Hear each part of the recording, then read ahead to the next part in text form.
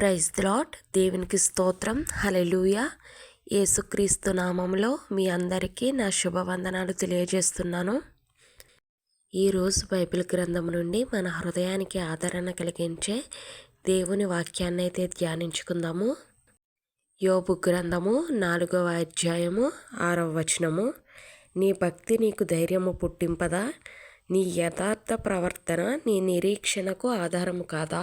అను వాక్యం ద్వారా దేవుడు ఈరోజు మీతోనూ నాతోనూ మాట్లాడుచున్నాడు.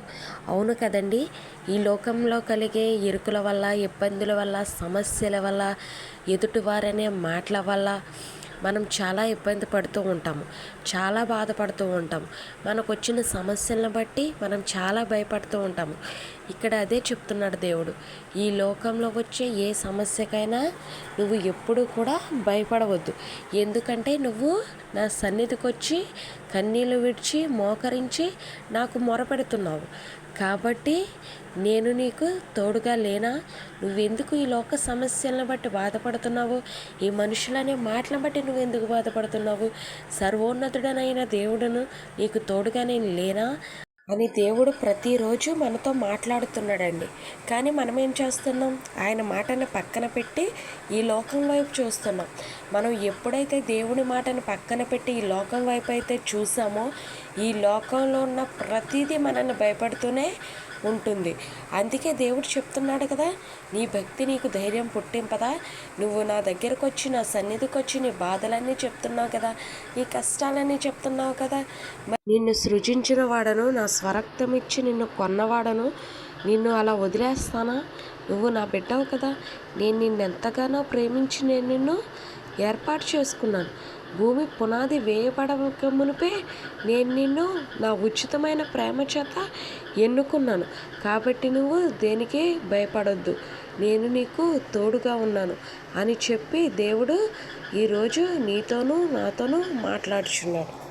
యోబు గ్రంథం నుండి వాక్యాన్ని మనం ధ్యానించుకుంటున్నాం కాబట్టి యోబు గారి గురించి ఒకసారి జ్ఞాపకం చేసుకుందాం. బైబిల్ గ్రంథంలో యోబు గారు ఎంత గొప్ప భక్తుడో మనందరికీ తెలుసు.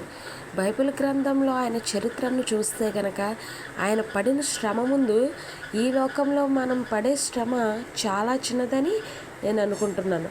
అవును కదండి, ఆయన తనకి కలిగిన 10 మంది కుమారుల్ని పోగొట్టుకున్నాడు. ఆయన కలిగిన ఆరోగ్యాన్ని పోగొట్టుకున్నాడు. ఆయనకు కలిగిన గౌరవ మర్యాదల్ని పోగొట్టుకున్నాడు. ఆయనకు కలిగిన ధనధాన్యాల్ని, ఆస్తిపాస్తుల్ని అన్నీ కూడా ఆయన పోగొట్టుకున్నాడు. అయినా సరే ఆయన నోటి మాటతో కూడా పాపము చేయని భక్తుడి వలె ఇక్కడ మనకి కనిపిస్తున్నాడు. అవును కదండి, భార్య వచ్చి ఏమంది? ఇంకా నువ్వు దేవుడు దేవుడు అని ఎందుకు దేవుణ్ణి ప్రార్థిస్తున్నావు? దేవుణ్ణి దూషించి మరణమైపోని యోబు గారి భార్య యోబు గారితో అంటే ఆయన ఏమన్నారో తెలుసండి? మూర్ఖురాలు మాట్లాడినట్టు నువ్వు మాట్లాడకు. దేవుని వలన మేలు అనుభవించాం, ఇప్పుడు కీడు అనుభవించు తగమా అని నోటి మాటతో కూడా ఆయన పాపము చేయని వ్యక్తిగా ఇక్కడ మనకి కనిపిస్తున్నాడు. అటువంటి శోధనలో కూడా, అటువంటి ఇబ్బందిలో కూడా యోబు గారు అంత ధైర్యంగా ఎలా మాట్లాడారు? దేవుడి దగ్గర ఆయన చేసిన భక్తి, ఆ భక్తిని బట్టి ఆయన అంత ధైర్యంగా మాట్లాడగలిగాడు. అవునా కదండి? అందుకే కదా ఇక్కడ చెప్తున్నాడు, నీ భక్తి నీకు ధైర్యం పుట్టింపదా? ఇక్కడ యోబు గారు అంత ధైర్యంగా ఎలా మాట్లాడారు? అంత బాధలో కూడా, అంత శ్రమలో కూడా, అంత ఇబ్బందిలో కూడా ఆయన అలా ఎందుకు మాట్లాడారు? ఆయనకు అంత ధైర్యం ఏంటంటే ఆయన చేసిన భక్తి. ఆయన దేవుడి యందు ఎంత భక్తి చేశాడో దానికి ఎంత ప్రతిఫలం పొందుకుంటాడో ఆయనకి తెలుసు. కాబట్టి ఆయన నోటి మాటలో కూడా దేవుణ్ణి ఏ విధంగా తోలనాడలేదు. తరువాత మాటను కూడా మనం ధ్యానించుకుందాం. నీ యథార్థ ప్రవర్తన నీ నిరీక్షణకు ఆధారం కాదా? ఇక్కడ యోబు గారు మాట్లాడారు కదండి, అంత శ్రమలో కూడా ఎంతో ధైర్యంగా మాట్లాడారు. ఎందుకు మాట్లాడారు? ఆయన యథార్థ ప్రవర్తన మీద, ఆయన భక్తి మీద ఆయనకి నమ్మకం ఉంది. నా ప్రవర్తన నా నిరీక్షణకు ఆధారం అవుతుంది. నాకు ఒక నిరీక్షణ ఉంది. నేను యథార్థంగా దేవుడి యందు ప్రవర్తించాను కాబట్టి ఎట్టి పరిస్థితుల్లోని నా దేవుడు నా చెయ్యి విడవడు. నేనేంటో నా దేవునికి తెలుసు, ఆయనేంటో మరి ముఖ్యంగా నాకు తెలుసు. ఇప్పుడు నేను శ్రమ అనుభవించవచ్చు, కానీ తర్వాత నా భక్తికి, నేను చేసిన యథార్థ ప్రవర్తనకి నేను ఖచ్చితంగా ఫలం పొందుతాననే నమ్మకాన్ని ఆయనలో ఉంచుకున్నాడు యోబు గారు. అవును కదండి. ఆ నమ్మకానికి తగినట్టుగా యోబు గారు మళ్ళీ తిరిగి రెండింతలు మూడింతల ప్రతిఫలాన్ని పొందారనమాట. ఆయన చనిపోయిన 10 మంది బిడ్డల్ని దేవుడు తిరిగి మరలా యోబు గారికి అనుగ్రహించారు. అలాగే ఆయన శరీరం ఎంతో ఇబ్బంది పడ్డాడు కదండి. ఎన్నో బాధల చేత, ఆ కురుపుల చేత ఆయన శరీరం నలగొట్టబడింది. అటువంటి శరీరాన్ని పసిపిల్లల దేహం వలె మార్చిన దేవుడు. చూశారు కదండి. అటువంటి శ్రమల్లో కూడా యోబు గారు ఎంతో ధైర్యంగా నిలబడ్డారు. దానికి కారణం ఏంటంటే ఆయన చేసిన భక్తి, ఆయన దేవుని ముందు ప్రవర్తించిన యథార్థ ప్రవర్తన. మన జీవితంలో కూడా దేవుని యందు మనం ఏ విధంగా భక్తి చేస్తున్నామో, ఏ విధంగా ఆయన యందు ప్రవర్తిస్తున్నామో అన్నీ కూడా మనం గమనించుకుంటూనే ఉండాలి. మనకు తెలుసు కదండి, మనం భూలోకంలో మాట్లాడిన ప్రతి మాటకి మనం దేవుని రాజ్యంలో లెక్క అప్పచెప్పేవారిగా ఉన్నాం. కాబట్టి మన ప్రవర్తనని, మన భక్తిని కూడా దేవుడి ముందు చాలా జాగ్రత్తగా మనం కాపాడుకుందాం.